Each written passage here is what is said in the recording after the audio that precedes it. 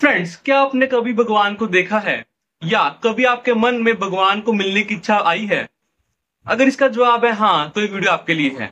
इस वीडियो में मैं आपको स्टोरी सुनाऊंगा जिसमें एक भक्त भगवान का चमत्कारी रूप देखना चाहता है और देखते हैं कि भगवान अपना चमत्कारी रूप किस तरह से दिखाते हैं। So let's start.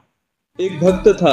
वह परमात्मा को बहुत मानता था, बड़े प्रेम और भाव से उनकी सेवा किया करता था।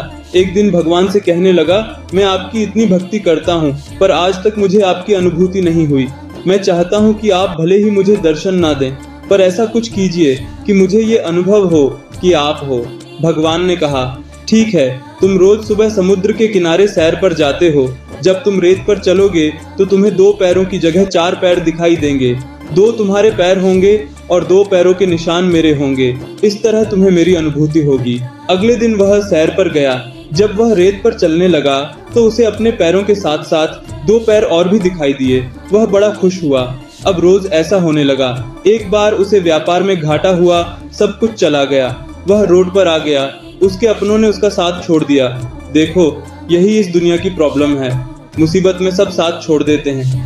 अब वह सैर पर गया तो उसे चार पैरों की जगह दो पैर दिखाई दिए। उसे बड़ा आश्चर्य हुआ कि बुरे वक्त में भगवान ने भी साथ छोड़ दिया। धीरे धीरे सब कुछ ठीक होने लगा। फिर सब लोग उसके पास वापस आने लगे। एक दिन जब वह सैर पर गया तो उसने देखा कि चार पैर वापस दिखाई देने लगे। उससे अब रहा नहीं गया। वह बोला, भगवान, जब मेरा बुरा वक्त था तो सबने मेरा साथ छोड़ दिया था, पर मुझे इस बात का गम नहीं था, क्योंकि इस दुनिया में ऐसा ही होता है। पर आपने भी उस समय मेरा साथ छोड़ दिया था, ऐसा क्यों किया? भगवान ने कहा, तुमने ये कैसे सोच लिया कि मैं तुम्हारा साथ छोड़ दूंगा? तुम्हारे बुरे वक्त में जो रेत पर तुमने दो पैर के निशान देखे, वे तुम्हारे पैरों के नहीं, मेरे पैरों के थे। उस समय मैं तुम्हें अपनी गोद में उठाकर चलता था, और आज जब तुम्हारा बुरा वक्त खत्म हो गया तो मैंने तुम्हें नीचे उतार दिया है। इसलिए तुम्हें फिर से चार पैर दिखाई दे रहे हैं। जब भी अपने काम पर जाओ तो परमात्मा को याद करके जाओ। जब भी कोई मुसीबत आए, परमात्मा को याद करो। दुख तुम्हारे पूर्व जन्म के कर्मों के कारण आया है। कर्म का फल कटते ही तुम्हारे दुख का अंत हो जाएगा। दुख के घड़ी में परमात्मा को कोसो नहीं। परमात्मा ने तुम्हें दुख नहीं दिया है।